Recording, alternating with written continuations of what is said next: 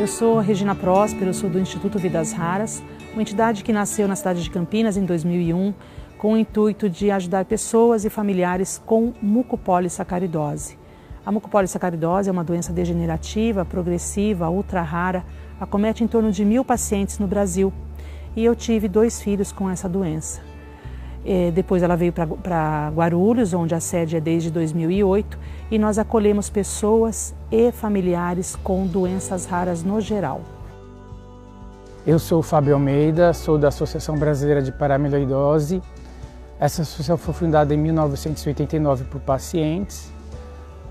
Eu entrei na associação por volta de 2013, decidimos reativá-la e em vista de novos tratamentos que estavam surgindo. A paramiloidose também é conhecida como PAF, que é uma sigla conhecida como polineuropatia amiloidótica familiar e é uma doença rara de origem portuguesa. A nossa associação tem 3 objetivos principais, que são suporte ao paciente, políticas públicas e divulgação da doença. Oi, eu sou a Juliana, da Associação da Síndrome de Cornelia de Lange. Eu entrei para a associação em 2014, quando eu tive fechado o diagnóstico da minha filha. A associação ela já tinha alguns anos, acredito que há uns 2 anos ela já existia e foi formada por um grupo de pais que tinham familiares com a Síndrome de Cornelia de Lange. O objetivo da associação é a divulgação da síndrome, que é uma síndrome rara. Temos aproximadamente 400 pessoas no Brasil, com uma estimativa de 2.000 pessoas. Então a nossa intenção é divulgar para encontrar esses pacientes e poder ajudá-los com informações, também dar assistência, principalmente na parte médica e de terapias, que é o que a gente mais precisa. O nosso maior desafio hoje, na verdade são alguns, é o diagnóstico precoce, a inserção dessa pessoa nos hospitais e ser atendido pelas classes médicas e o acolhimento pelo Estado. Nós temos muita dificuldade para mostrar que o doente raro existe e que ele precisa ter uma atenção diferenciada, uma vez que ele não tem tempo, que é um fator determinante na vida dele para poder ir atrás de tudo aquilo que ele precisa. Médicos, sociedade que acolha em relação até a estudos, né? Enfim. Desde que o paciente raro ele resolveu sair de dentro do guarda-roupa, que as famílias resolveram que eles tinham que batalhar em busca de tratamento, nós deixamos de ser tão invisíveis quanto éramos antes, mas a gente tem muita coisa ainda para fazer para que o governo nos acolha de forma integral. Eu acredito também, que é o que eu sempre falo, que por sermos raros, falta vontade até da parte médica de saber o que é, né, uma doença rara, porque é raro, quando que eu vou ver um paciente com uma doença rara, né? Eu como médico vou ter um consultório, vou fazer residência, vou ter um consultório, quando que vai passar um paciente com síndrome de Cornelia de Lange na mão dele para ele realmente ter o interesse em saber o que é essa doença? Então temos poucos médicos que se interessam pela causa. Nossa dificuldade já começa aí, né? Quando nasce o paciente, o médico pediatra neonatal, ali naquele momento já não tem o olho tão clínico para uma doença rara para saber diagnosticar. Por isso também o atraso nesse diagnóstico, né? Eu acho que é um grande desafio, inclusive, das associações de pacientes, que é levar a informação aos médicos, né, a classe médica, até mesmo para as escolas, e é a única forma que nós temos de mudar todo esse panorama que nos desfavorece. Porque, afinal de contas, você falou que você tem 400 pacientes cadastrados no Brasil, mas pode chegar a um número de 2.000.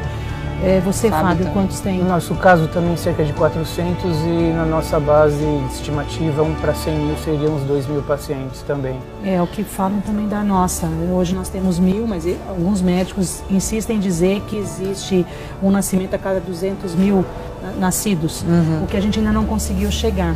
Seria cerca de 1.000 pacientes. Então, e aí chega naquela situação em que você precisa achar essa família para que ele tenha uma mudança no curso natural da doença.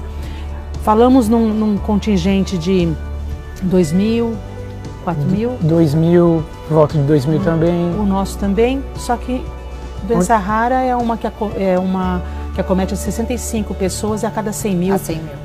Então nós temos hoje no Brasil em torno de 13 milhões de pessoas acometidas por uma doença rara. Não somos tão raros. Nós não somos tão raros. E a questão, realmente, o pilar é a educação médica, porque sem o diagnóstico nós não sabemos onde estão essas 13 milhões de pessoas. Hoje a nossa associação, a nossa principal função hoje, a gente está juntando todas as nossas energias para realmente todas as mães, quando for no médico, quando for ao hospital, já fazer a divulgação da síndrome. Primeiro passo, fazer com que a classe médica conheça a Cornélia de Lange e assim as outras doenças também, né? E aí depois pensar no segundo passo. A partir do momento que a gente tem o diagnóstico dentro de uma maternidade que tem a doença, a síndrome de Cornélia de Lange, para onde eu vou direcionar esse paciente? Quando acontece o diagnóstico dentro de uma maternidade ou nos primeiros dias de vida, ok, temos o diagnóstico. Mãe, agora pode ir para casa. A gente não tem aonde ser acolhido. Eu acho que é um segundo desafio das associações de pacientes. Investir em políticas públicas para que mais centros de referência sejam criados no país, independente de ter tratamento medicamentoso ou não, porque uma criança com Cornélia de Lange, uma criança com fenilcetonúria, ela pode ter todo o acolhimento nesse momento para poder modificar todo esse curso. Se ela tem a doença avançando, e na maior parte das vezes são doenças progressivas e degenerativas, ela não vai ter muito tempo para esperar. Ou quando ela chega num diagnóstico preciso, que pode demorar até 5 estávamos falando disso, anos, né? 5 a 7 anos. Ele já está sequelado. Então, hoje eu vejo, né, e o Fábio me acompanha também há muito tempo, assim como vocês, a gente investir em políticas públicas para mudar todo esse conceito de que doença rara ela não precisa ser acolhida porque ela é rara. Não, a gente tem muitos indivíduos para serem tratados e cada um é relevante na sua pessoa. Essa questão que você falou do empoderamento é muito importante. No nosso caso também é um desafio. Existe uma pequena diferença que no nosso caso é uma doença de adultos. Então nosso desafio é empoderar o paciente de conhecimento para que ele possa divulgar também a doença para os médicos, né? Como no caso necessitamos também de equipe multidisciplinar, isso é muito importante. E temos uma grande dificuldade de encontrar esses médicos que possam nos acolher, né? Com a especificidade da nossa doença e de outras, né? Porque são muitas doenças raras. E é o que a Regina acabou de falar, né? A minha doença, a sua, mas ali todos vão precisar, né?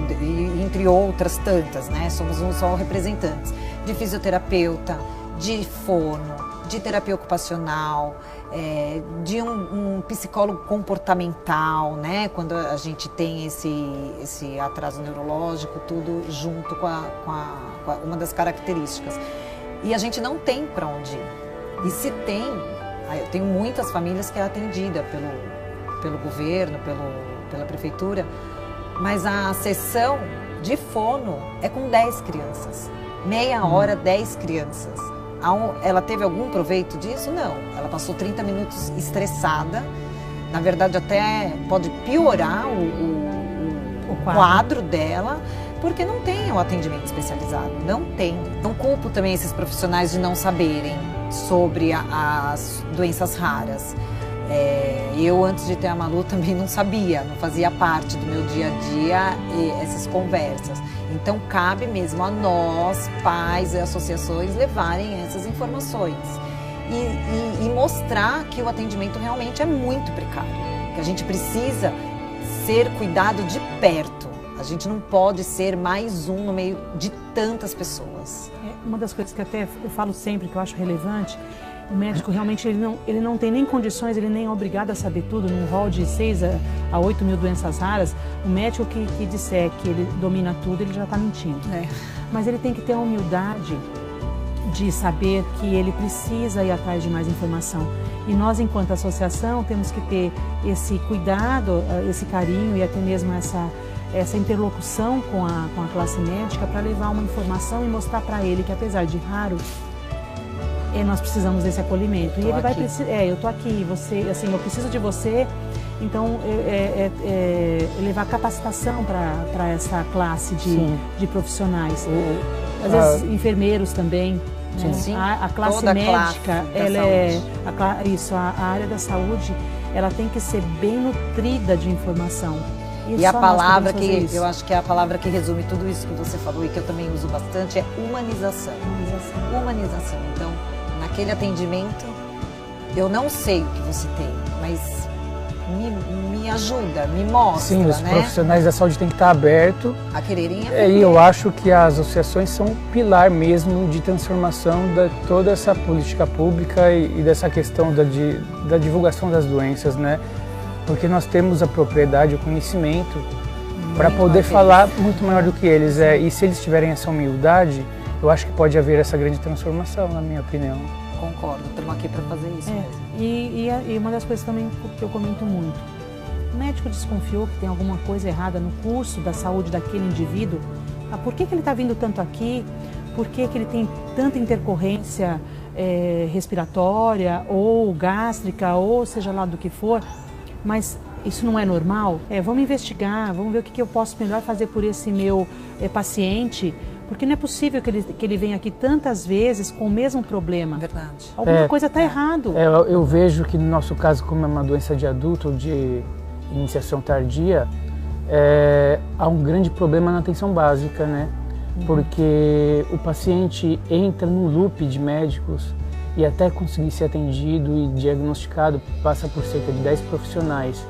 Então, se esses profissionais da atenção básica forem treinados, não para conhecer as síndromes especificamente, mas para desconfiar, como você falou, e aí se desconfiar, encaminha para o centro de referência. E nós temos centros de referência capacitados para várias doenças no Brasil. Fábio, como que vocês fecham o diagnóstico da sua síndrome? No nosso caso, o diagnóstico tem uma parte que é histórico familiar, porque é uma doença que ela é dominante. Então, em muitos casos, muitas pessoas, na família estão muitas pessoas afetadas. No meu caso, aconteceu isso. Então, meu pai, meu avô teve, muitos primos. Então, a gente já conhecia a doença. Mas, na maioria das partes, não acontece isso. As pessoas ainda não sabem da doença ou não têm um diagnóstico, um histórico familiar definido. Então, eu recebo muitos pacientes que entram nesse loop da saúde, que ficam entrando em vários profissionais, recebendo tratamento para outras doenças que não tem nada a ver. Inclusive, esses tratamentos podem prejudicar na evolução da doença, né? E uma coisa que também não se leva muito em consideração é o aspecto psicológico que essas doenças acarretam nos portadores, né? Porque são pessoas que são na faixa dos 20 a 40 anos, produtivas, e de repente começa a surgir com vários problemas de saúde e não sabe o que é. Muitas vezes é o pilar da família. É o pilar da família, no caso do meu pai aconteceu isso. E desestrutura a família, desestrutura casamentos, né? Então é uma coisa muito séria na área social também. Então não é só uma questão de saúde, é questão também uma questão de como que vai fazer o acolhimento social. Isso nós estamos falando da previdência social, que não está preparada muitas vezes para atender essas pessoas com doença rara da forma que elas necessitam.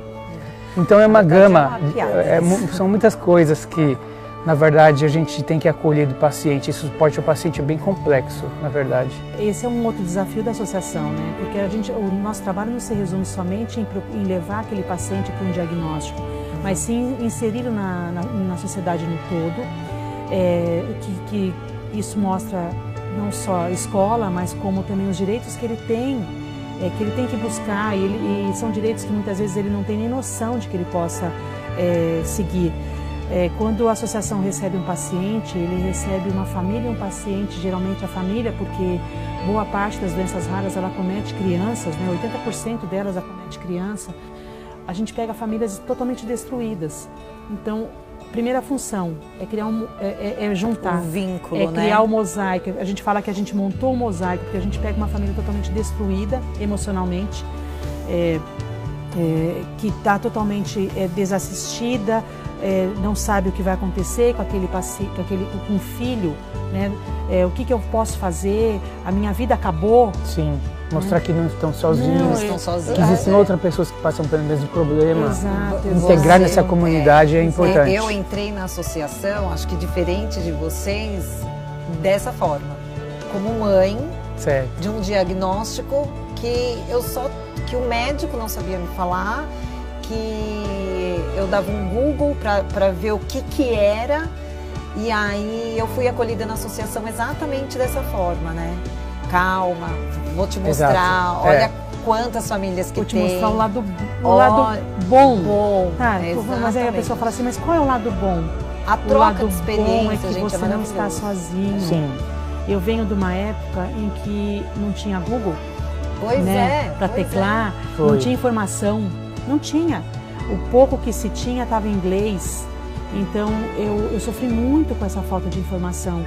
Falta de informação não só a nível de artigo, mas de médicos também. Eles não sabiam me explicar o que aconteceria com os meus filhos. Na maior parte das vezes, o que eles me explicavam era aterrorizador. E o que se vê era muito triste. E hoje a gente pode passar para as famílias até com propriedade que a vida ela vai começar de outra forma agora. De repente Que aqueles seus modo transformador. projetos realmente não vão acontecer, Você né? tem Na que verdade, ter um outro... não, Mas eu acho que você- até vão acontecer, mas de outra De forma. outra forma, É exatamente. um outro olhar que você tem para a outro vida. olhar que você Você tem que pra- viver de outra Exato, forma, exato. um E outro você conceito. comemorar cada conquista de uma forma diferente. E é exatamente isso, né?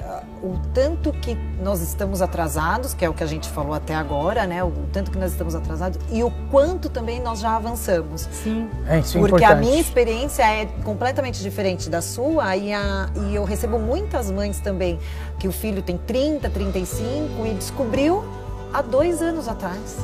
Então ela passou 30 anos da vida sem saber o que diagnóstico, tinha. sem saber o que tinha.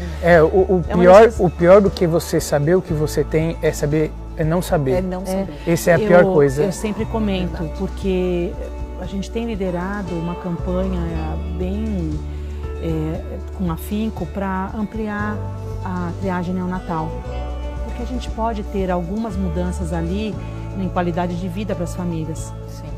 E muita coisa que o governo diz para nós não adianta a gente mostrar para vocês que tem uma doença rara, mas que não tem tratamento. Gente, eu também não tinha tratamento lá atrás, mas eu fui em busca a informação, ela te amplia horizontes, e é isso que a gente quer mostrar para todo mundo. E é qualidade de vida. Qualidade e que de não vida. tenha realmente, como a gente sabe que existe, o remédio específico. Muitas não têm ainda o tratamento, mas é a qualidade de vida. Exato. Então vamos dar qualidade. Então, é uma das coisas que eu sempre pontuo. Pior do que você ter um diagnóstico aterrorizante, com um prognóstico ruim, é você não saber o tamanho do monstro que você está lidando. Porque você lida com uma doença no dia a dia que você não sabe o que vai te acometer. Então, o fato de você saber exatamente o que você tem, você pode trabalhar com prevenção. Você sabe que você pode procurar para amenizar e poder ter uma melhor qualidade de vida também. Exato, e tudo aquilo que você está fazendo hoje, Fábio, e você, né, assim como eu, vai impactar de uma forma muito grande na vida daqueles que virão. E eu falo que enquanto associação, se a gente conseguir melhorar a qualidade de vida de uma família, a nossa função já valeu a pena. Eu sinto isso também, não faço pela minha filha. Porque Eu nós sei aqui, que todo o nosso mesmo trabalho caso não meu. vai ser Eu para faço você, pra mim. Não faço Exato. para mim, É. eu faço pelos que virão. Exato, porque infelizmente para alguns não vai dar tempo. Eu tive um filho que faleceu, para ele não deu tempo, mas se aquela experiência passada ajudar a melhorar a de outras crianças, E que com certeza já está ajudando. não foi em vão. Isso acontece claramente no nosso caso, porque como a nossa associação foi fundada há quase 30 anos, à época não tinha esperança alguma. Na época que meu pai ficou doente era uma sentença de morte realmente, né? A gente sabia já o que ia acontecer, uma expectativa de vida de mais ou menos 10 anos, com uma qualidade de vida péssima.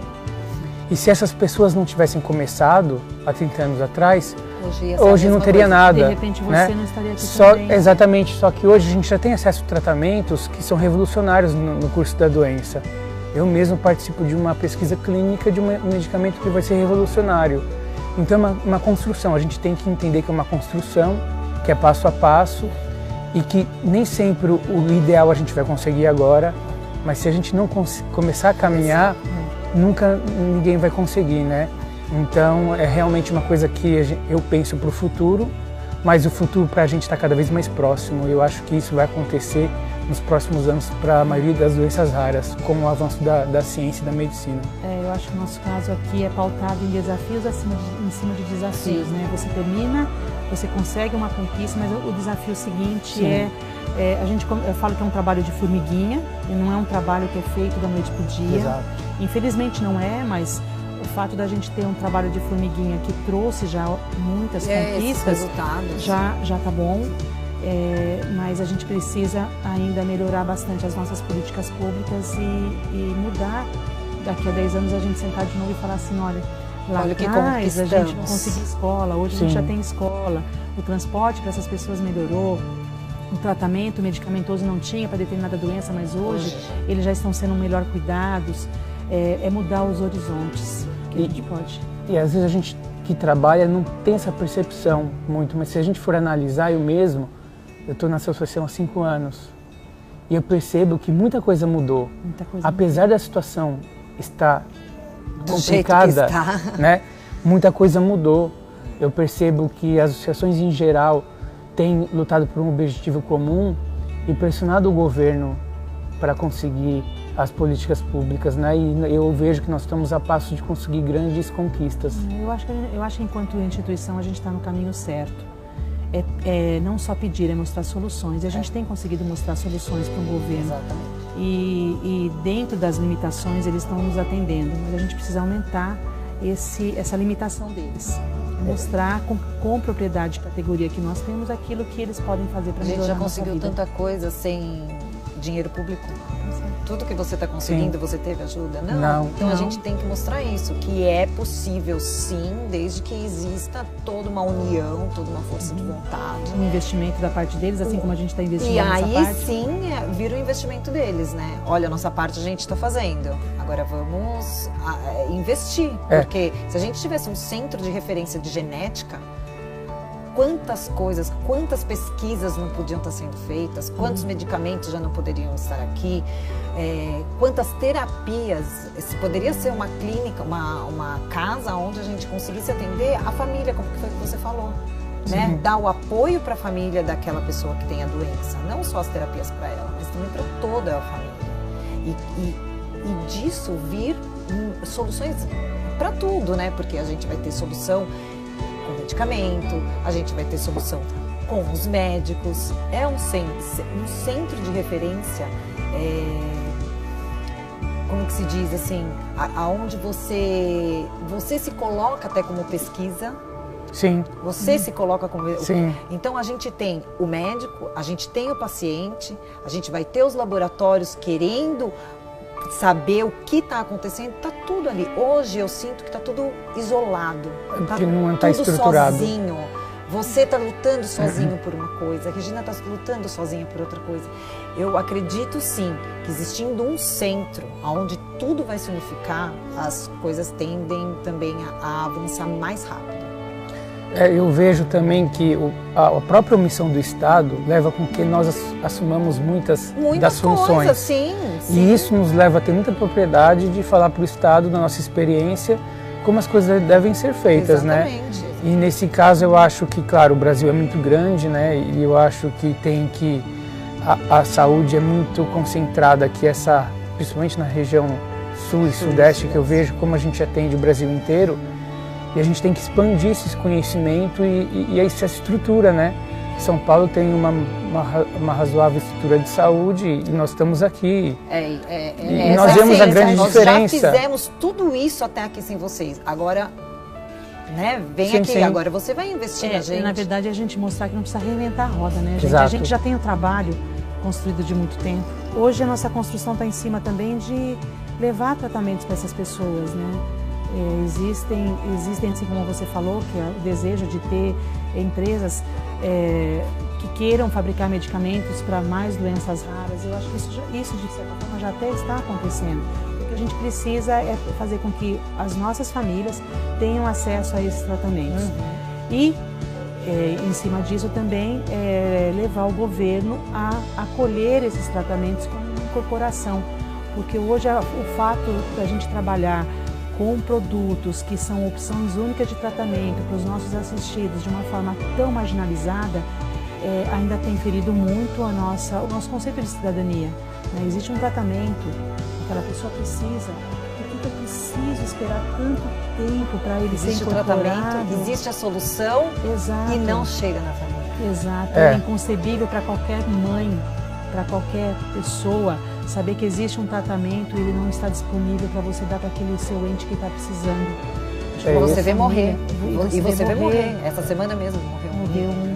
Esse foi o meu caso, porque em 2012, quando eu tive meu diagnóstico, eu sabia que tinha um medicamento lá fora já disponível na Europa. Só que aqui no Brasil não estava disponível esse medicamento. Então eu tive uma grande luta, né, como paciente mesmo. Nessa época a associação estava desativada e eu vi que ia dar uma grande diferença ter a associação ajudando você. E eu não tive na época, né? Então eu tive que entrar na justiça, que eu fui obrigado, né? Porque minha vida estava em jogo, só existia um medicamento para essa doença. E eu tive grandes problemas para conseguir esse medicamento na justiça, né? E depois, quando eu entrei na associação, o foco foi para que todo mundo pudesse ter esse acesso a esse medicamento. Então foi a questão das conversas com o governo, participar de eventos, ter contatos. Reuniões governamentais, exatamente, e tantas outras. Mostrar que realmente era necessário esse tipo de tratamento, esse medicamento de alto custo. É um medicamento muito caro que 99% das pessoas não têm condições de adquirir esse medicamento.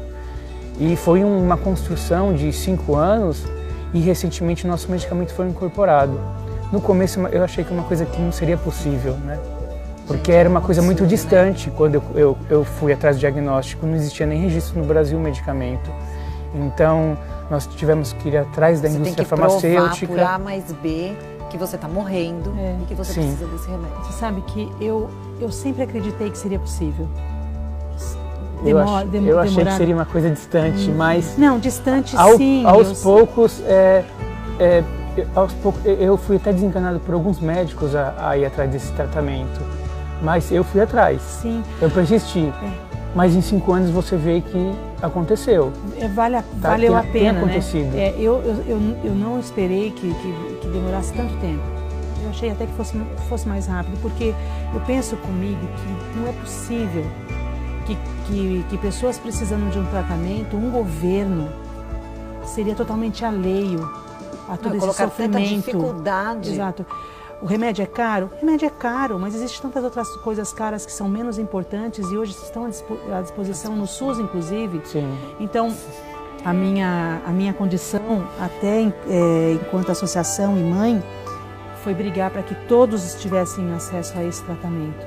A luta ainda é grande, mas eu falo que a gente tem força para isso e a gente tem que disponibilizar essa força para aqueles que não têm. Sim. Nem todo mundo tem as condições de chegar num governo e batalhar por isso. Que eu ia falar, mas eu acho que a gente tem que mostrar que, de novo, né, a mesma pauta.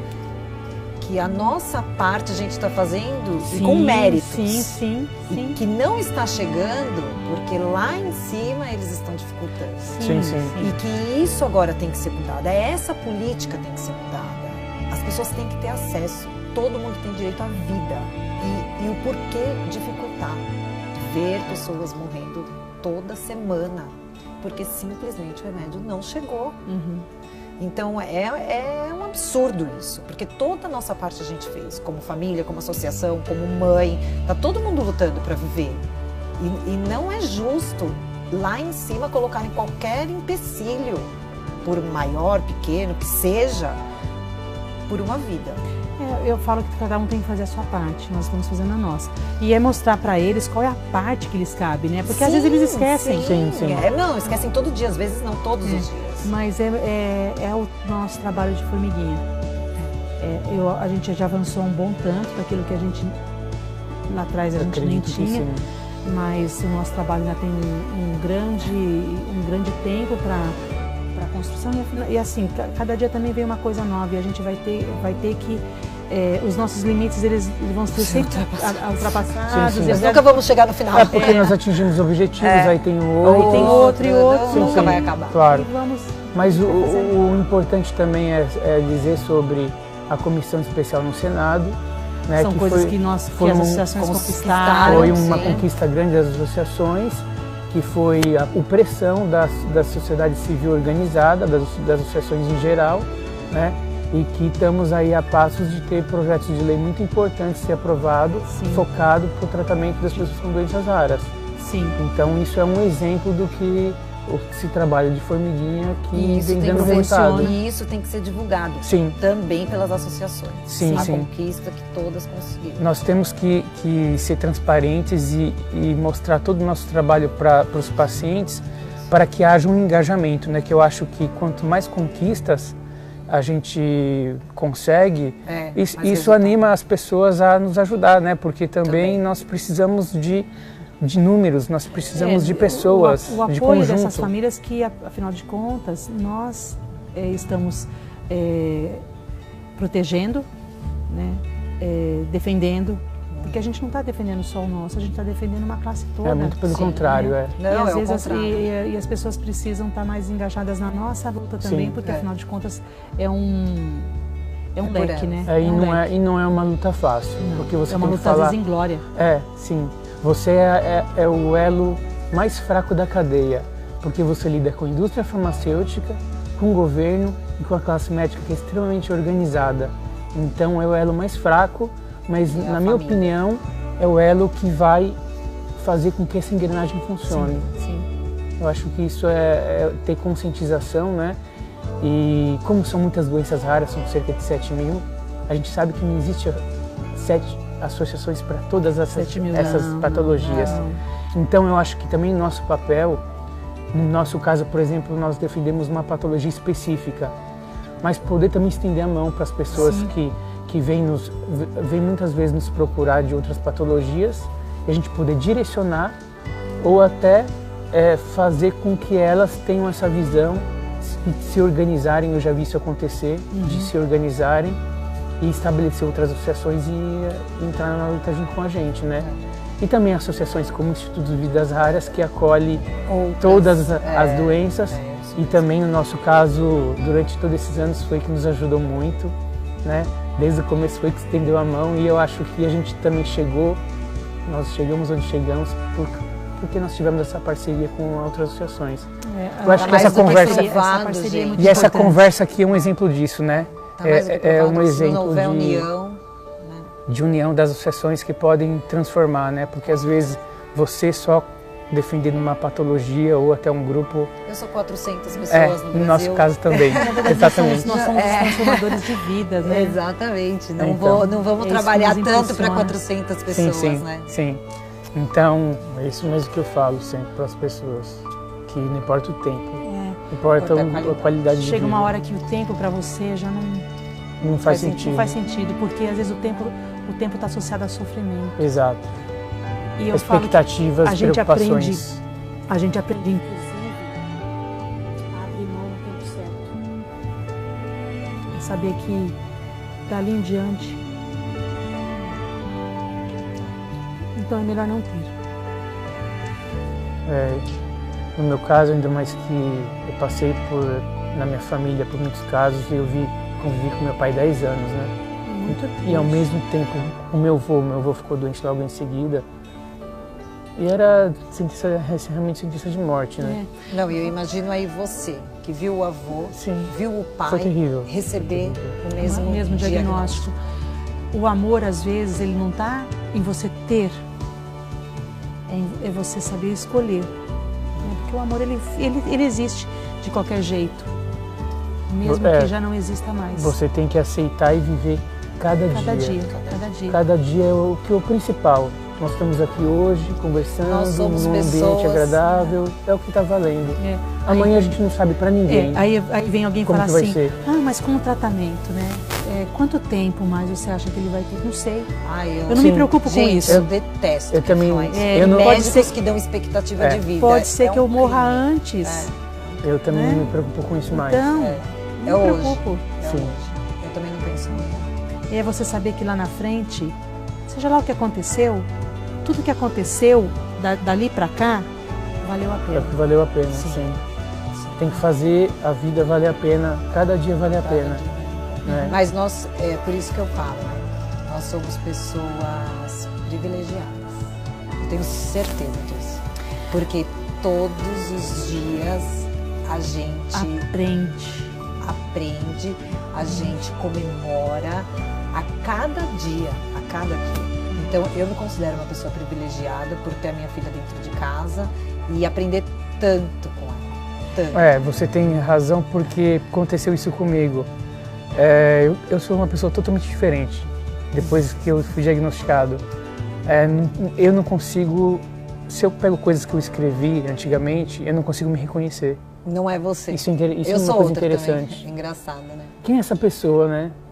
Que pessoa boba, que preocupações bestas, né? É incrível. Então isso que é difícil, mas é importante de você passar que mesmo nessas situações terríveis, que são situações terríveis, não vamos fugir, mas tem um lado positivo, porque o crescimento humano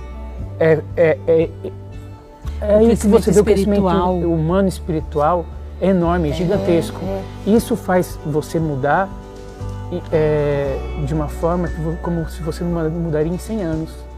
O que você não aprende em 100 anos, quando você passa por uma situação dessa, você consegue aprender. Você sabe que aconteceu comigo isso. Eu acho incrível. Também incrível. Eu quando recebi o diagnóstico da minha filha, aí um monte de mãe fala, né, que tem o luto, que tem Existe mesmo o luto. O meu luto foi tão rápido. Mas eu de verdade, eu me assusto com a força que eu tive, porque eu falei, gente, será que um dia ainda essa conta vai bater em mim? Porque eu não tive, de verdade. Eu recebi, lógico, eu chorei, sempre falo, ninguém passa 9 meses em gestação, sonhando em ter um filho especial. Nossa, o que eu mais queria era ter um filho especial. Não. Mas a hora que veio o diagnóstico, eu falei, só me mostra o que eu tenho que fazer. Porquê veio comigo, o porquê. E aí, quando eu falei, eu vou me aprofundar, eu quero saber o que é essa síndrome, né? Quando eu fui atrás e vi o que realmente era, e que eu percebi que a minha filha veio muito leve perto do que realmente é a doença, eu falei, legal, eu já entendi. É por eles que eu vou fazer. Sim, é uma missão. Então, por isso que eu fui atrás da associação, eu falei, eu quero fazer pelas outras famílias, porque eu já entendi. E eu levei isso muito leve. Sim. Falei, na verdade eu fui privilegiada. Eu vou ser também útil nessa vida e eu já entendi o porquê. Se não fosse minha filha, eu não ia conseguir saber. Você sabe que muita gente, né, nesses 30 anos, uns falavam assim, tenho tanta dó de você, que castigo. Eu escutei isso. Eu falei, não foi castigo para mim, não foi. Aí escutei outras coisas também, né? Mas eu falo que a definição mais bonita que eu escutei foi a de uma pessoa que é bem espiritualizada, e ele disse o seguinte, que são espíritos evoluídos que se colocaram à disposição para ensinar o outro o que é a vida. Sim. E eu falo que acho que é bem por isso mesmo. Porque você vê, por exemplo, o Dudu. Dudu, ele tem uma força de vida com tudo que a doença trouxe, né? Tirou a visão, tirou a audição, tirou uma condição de locomoção perfeita, com um comprometimento cardiorrespiratório na época. Hoje ele, por conta do tratamento de alto custo que ele faz, mas infelizmente é o que temos, né? Fazer. Ele melhorou em algumas coisas que ele tinha perdido. Em nenhum momento ele perguntou por quê. Em nenhum momento ele falou assim, eu me revolto com Deus. Comigo foi interessante que também não aconteceu isso. Não aconteceu. Eu não me perguntei nunca o porquê comigo. Eu simplesmente aceitei e fui em frente. Aqui, vamos lá, né? Sim. E aí, como eu fui conquistando algumas coisas, aí eu achei que não era justo guardar isso só pra mim. Então eu achei que eu deveria ter que dividir isso com outras pessoas, por isso que eu entrei na associação. Então foi Por isso que nós estamos aqui. Por isso nós estamos aqui. Exatamente. Não é justo. Não é justo você só para mim. Você, assim, tive os meus percalços, óbvio. De 3 filhos, 2 com uma doença rara, que a princípio eu levaria embora aos 5 anos, depois 10. Aí quando me falaram assim, não, eles podem ter 20 anos de vida, eu falei assim, graças a Deus. Vão virar Matusalém, né? Para mucopolissacaridose, 20 anos. Sim. Bom. É o amor. Enfim, foram experiências que a gente foi em busca, construiu, achou também. E fica só para nós? Sim. Não. Eu achei, Você tem que passar para todo, você tem que passar para todo mundo. Isso foi um ponto fundamental assim na minha vida que mudou.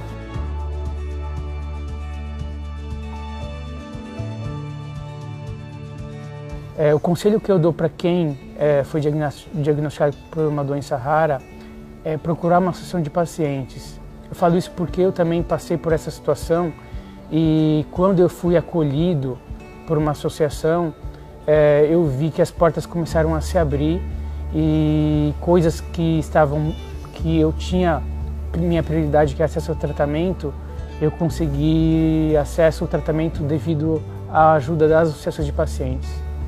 Eu, como representante da Associação da Síndrome de Cornélia de Lange, busco fazer toda a divulgação dessa doença rara, tanto na parte da saúde quanto na parte da educação, porque todos os profissionais que hoje atendem os nossos pacientes, eles não conhecem essa síndrome, como eu também, antes de ter a minha filha, não conhecia. Então, o importante é a gente levar essas informações para que esses profissionais saibam orientar os pacientes, né, da melhor forma, fazer as terapias, saber orientar quais são os melhores, por exemplo, os melhores exames que elas devem ser, que esses pacientes devem fazer. Por exemplo, no caso da Cornélia, a gente sabe que o refluxo gástrico é muito forte. Então, sabendo que tem essa síndrome, orientar a fazer uma endoscopia, orientar a passar por um gastro e também dentro das escolas. As nossas crianças hoje sofrem muito, no geral, né? Crianças com deficiência, por não ter uma pessoa especializada dentro de sala de aula. Então, muitas vezes as mães preferem ficar com as crianças dentro de casa do que realmente levar para uma escola regular. Então, eu oriento sempre que os pais divulguem a síndrome que o filho tem para as pessoas que estão na sua sociedade, as pessoas que estão ligadas com os filhos deles. Uma mensagem que eu sempre trago: famílias, invistam em seus filhos.